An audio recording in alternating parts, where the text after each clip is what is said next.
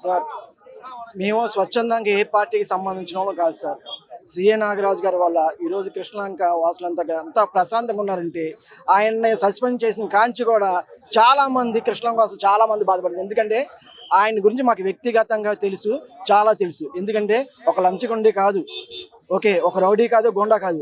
ఆయన ఈరోజు అక్రమంగా అరెస్ట్ చేసి తీసుకెళ్తున్నారు. ఎప్పుడైతే ఆయన కృష్ణలంక 6 టౌన్ పోలీస్ స్టేషన్కి చార్జ్ తీసుకున్నారు, అప్పటి నుంచి గంజాయి బ్యాచ్ కానీ, బ్లేడ్ బ్యాచ్ కానీ, ఈ క్రిమినల్స్ కానీ చాలా వరకు తగ్గినాయి. కృష్ణలంకలో 550 సీసీ కెమెరాలు పెట్టించారు ఆయన. ఎక్కడ చీమ చిటుక్కుమన్నా కూడా ఆయన కానిస్టేబుల్స్ వచ్చి ఎక్కడెక్కడ శాంతి భద్రతల్ని కాపాడుకుంటూ ఈ రోజు వరకు వచ్చారు. సాయి కృష్ణ కేసులో ఆయన మాత్రం అక్రమంగా ఈ వైసీపీ గవర్నమెంట్ అక్రమంగా ఆయన మీద లేనిపోయిన నిందలు వేసి చేస్తున్నారు. ఆ సత్యమైన సాయి కృష్ణ అనే వ్యక్తి 25 సంవత్సరాల వయసుకి 23 కేసులు ఉన్నాయి. ఒక అమ్మాయిని రేప్ కేసు ఉంది. ఒక అబ్బాయిని మన న్యూజివీడ్లో చంపేశాడు. దారి దోపిడీలు, అలాంటి రౌడీ షీటర్కి ఈ గంజాయి బ్యాచ్కి వైసీపీ గవర్నమెంట్ సపోర్ట్ చేస్తుంది సార్. ఈ నాగరాజు గారిని అరెస్ట్ని మేము ఖండిస్తున్నాం. ఈరోజు నిజంగా చెప్పాలంటే ప్రజలకు రక్షణ పోలీసు వారు, మరి నిజాయితీ పోలీస్ ఆఫీసర్లకు రక్షణ ఎవరండి? ఆలోచించండి.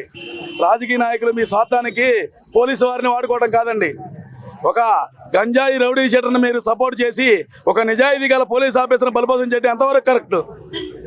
సిఐ నాగరాజు గారి మీద మీరు సస్పెండ్ చేసిన కాడి నుంచి 2 వారాల్లో కృష్ణలంక ప్రాంతంలో బస్టాండ్ దగ్గర ఒక కానిస్టేబుల్ మీద దాడి జరిగింది గంజాయి బ్యాచ్ నుంచి. అదేవిధంగా రాణిగారితో ఆర్కే బార్లో ఒక క్యాషియర్ మీద గంజాయి బ్యాచ్ దాడి చేశారు. రాత్రి కృష్ణలంక శిశుభవనం దగ్గర తండ్రి కొడుకుల మీద ఒక గంజాయి బ్యాచ్ గారు 2 పీకలు కోసేశాడు. తండ్రి ఏమో గవర్నమెంట్ హాస్పిటల్లో ఉన్నాడు, కొడుకేమో మణిపాల్ హాస్పిటల్లో ఉన్నాడు. అయ్యా, ప్రభుత్వం వారికి విజ్ఞప్తి చేస్తున్నాం. ముఖ్యమంత్రి గారికి, పవన్ కళ్యాణ్ గారికి, నారా లోకేష్ గారికి, ప్రధానమంత్రి నరేంద్ర మోడీ గారికి కూడా విజ్ఞప్తి చేస్తున్నాం. నిజాయితీ గల ఆఫీసర్లు మనం కాపాడుకోవాలి. ఇవాళ బోర్డర్లో నెంబర్ 1 ఆఫీసర్లు ఏ విధంగా అయితే అక్కడ హోమ్ మినిస్టర్, కేంద్ర మినిస్టర్ అమిత్ షా గారు కాపాడుతున్నారు, ఇక్కడ కూడా నిజాయితీ గల ఆఫీసర్లు మనం కాపాడుకోవాలండి. ఇవాళ రౌడీ షీటర్లు మనం సపోర్ట్ చేయాల్సిన అవసరం లేదు సార్. మీకు మేము సపోర్ట్గా ఉంటాం.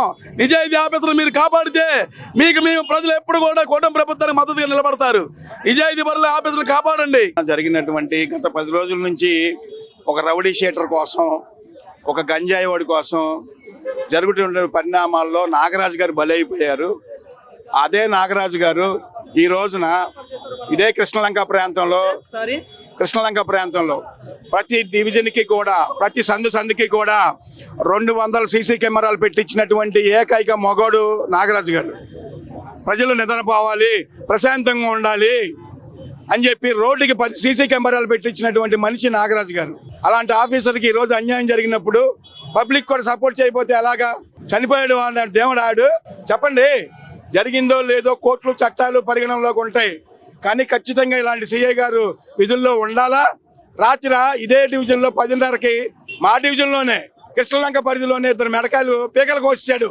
ఒకడు తండ్రి కొడుకుది 2 కోసాడు. మణిపాల్ హాస్పిటల్లో ట్రీట్మెంట్ పొందుతున్నారు. లా అండ్ ఆర్డర్ బాగుండాలి, లా అండ్ ఆర్డర్ ఇలా ఉండాలని చెప్పినటువంటి నారా చంద్రబాబు నాయుడు గారు కానివ్వండి, డిప్యూటీ సీఎం గారు కానివ్వండి, వీళ్ళందరూ కూడా ఇలాంటి ఆఫీసర్లకి మద్దతుగా ఉండాలా, పోలీసుకి సపోర్ట్గా ఉండాలా, మంచి ఆఫీసర్లకి వెన్నుదన్నులుగా ఉండాలని చెప్పి నేను తెలియజేస్తా ఉన్నా.